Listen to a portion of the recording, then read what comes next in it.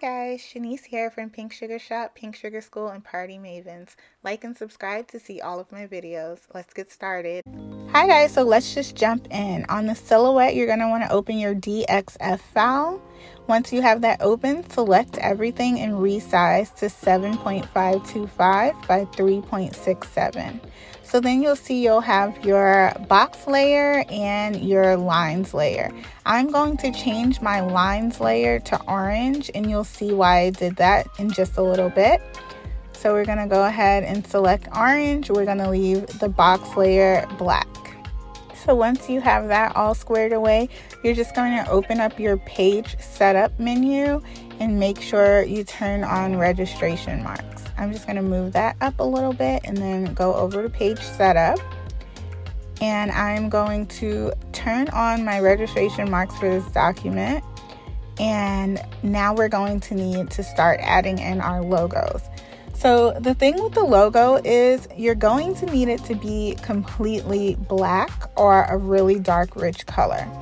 So I always like to go with black. It's just safest. I'm going to type in some text. If you have your logo as a PNG and you can get it in black, that's best. You can add that in here on this step. If you don't, you can try to get the font from the designer or just type it in like I'm doing. I'm just going to change the font to something a little bit more fun. Once I'm happy with how everything looks, I'm just going to go over to my transform menu and rotate. So I'm going to do counterclockwise 90 degrees. And then I'm just going to place it on my box wherever I want it to go. There are both the front and the sides, so you can place it on each side of the box or just the front and back, whatever you choose. Once you have that squared away, you're just going to select the whole thing and duplicate. You can actually fit 2 on the page. Unfortunately for Cricut, you can only do 1 on the page, but if you have silhouette, you are lucky because you get 2 on the page each cut. So now I'm going to head over to my send menu and tell my machine what I want it to cut. For the logos or whatever we typed in, we're just going to hold shift and select each one. And then I'm going to go over to my simple menu and hit no cut because we want them to print that but not cut it. So once that's all squared away, we're going to head over to our line menu, and this is why we changed it orange. You're going to click the one that's orange on the top and make sure to go down to score. Now on the bottom, you're going to need a force of 1 and a pass of 1. That's going to tell it not to cut, but just to score it. And you're all set. So then from there, you're just going to go hit print as many as you need, and then get ready to cut. So I'm going to grab my print, and bear with me, Silhouette users. I did not film this part on Silhouette. I filmed it on a Cricut, but all I'm pretty much doing is putting it in the machine and cut. There's a transfer of the tools for Cricut. You won't need to worry about that on the Silhouette. It'll score first, then cut second, and you'll be fine. Your screen will let you know when it's done, and then it's time to take it out and take it off the mat. Next, we're going to add reactive foil to this using an Amazon laminator.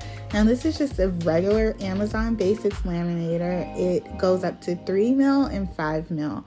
And that just depends on the thickness of your paper. I always use 5 mil because I believe it applies a little bit more heat and pressure, and I want the results to be as seamless as possible.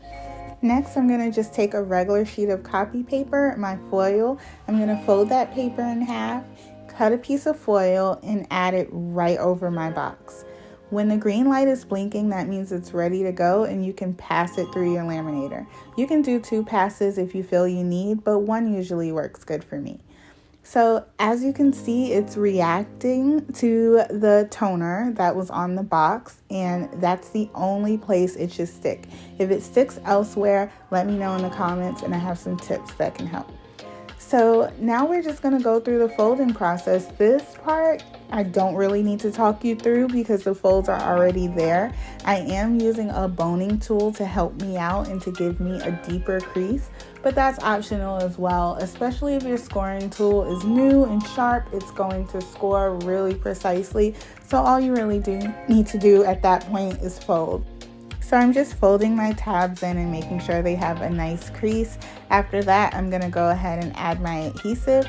There's a little tab that sticks out on the side. You just run your adhesive along that tab. I'm using a permanent tape runner, and I'll put that in the comments as well. And now it's time to fold. You meet the two sides together, press securely, and that's it. And you can fold the tabs in on the top and the bottom. If I do them as favors, I usually glue the bottom tabs so that there's only one way to open them. But you can do whatever you feel. So I'm gonna go ahead and show you guys one more time using a different color paper and a different color foil. So it's the same steps, I just sped it up a little. I'm just adding the foil and passing it through the laminator. These are really easy, you guys. Once you get the hang of it, you'll be able to do a bunch, pass them through, and maybe split it up between different days. So you'll cut everything in one day and then, add your foil the next day and then fold the next day, and it won't be such a tedious task if you're doing a bulk order. So I just want to take you guys through and show you some different containers I have lying around and how well they fit in the box. This is actually the 10 ml lip gloss container that a lot of businesses use. You'll have a little clearance in the box, but not much. It fits perfectly, everything closes perfectly, and you're all set. The gold is so pretty, you guys. I can't even stop looking at it. So I'm going to open this up and I'm going to show you another lip gloss. These are the standard lip glosses a lot of people are wholesaling and using for their businesses lately. So I just wanted to show you guys it fits perfectly, the box closes perfectly with it in it, and you're all set. So that's it, you guys. I really hope you guys loved this tutorial and you learned something new. If you did, please hit like and subscribe and turn the bell on for notifications. I have some more makeup box tutorials coming soon. I'm playing with the templates now and I can't wait to bring them to you. If you have any suggestions, you can let me know in the comments below. Make sure you follow me everywhere: Instagram, TikTok, Facebook. I'm at Pink Sugar Shop.